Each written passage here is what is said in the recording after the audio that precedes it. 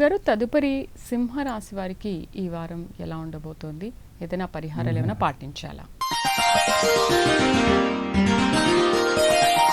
సింహరాశి ఈ రాశి వారిని గనక చూసుకున్నట్లయితే ఈ రాశి వారులకి ఈ వారం అంత ఆధ్యాత్మికమైనటువంటి విషయాలలోకి శ్రద్ధ మొగ్గు చూపుతారు. ధార్మిక విషయాల్లో పాలు పంచుకుంటారు. విందులు వినోదాల్లో పాల్గొనేటటువంటి సూచనలు గోచరిస్తూ ఉన్నాయి. ఆధ్యాత్మిక విషయాలకి ధనాన్ని ఎక్కువగా ఖర్చు చేస్తారు. ధనము వచ్చినట్లే ఉంటుంది. ఎంత వచ్చినా వచ్చింది వచ్చినట్లుగా మంచినీళ్ళ ప్రాయం వలె ఎంత తొందరగా ధనం మన చేతికి అందిందో అంతే తొందరగా ధనం ఖర్చు అయ్యే అవకాశం ఉన్నది.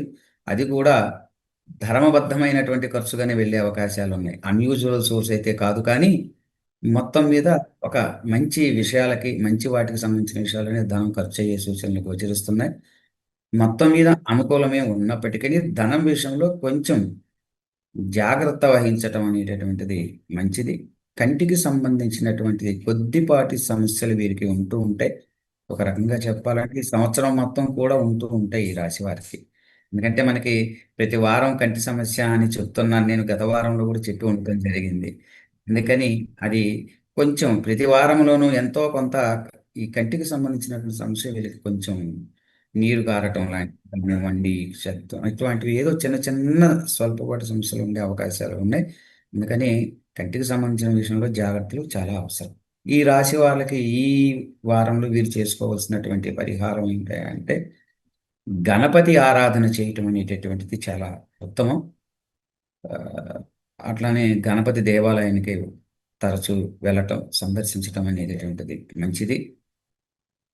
ఇంకా గణపతి ఆలయానికి మోదకాలు నివేదన చేయటం కానివ్వండి, అభిషేకం గావించడం కానివ్వండి, లేదా గరికతో అర్చన చేయించటం కానీ అనేది చాలా మంచి. దీనివలన ఆరోగ్యపరమైనటువంటి సమస్యలు కొంత తగ్గుముఖం పట్టి ఇబ్బందుల నుంచి గట్టెక్కవచ్చు. మిగిలిన విషయాలు బాగానే ఉంది, కానీ మానసిక చింతన చేస్తారు. వీరు అనుకున్న పనిది అనుకున్న రోజున కాకుండా తదుపరి రోజుల్లో జరుగుతుంది. దీని వలన ముందుగా ఈ అసలు సింహరాశి వారికి ముందు చింతన, భయం, ఆందోళన చెందుతారు. అది ఆ చెందితే కానీ వారికి ఫలితం పొందలేరు.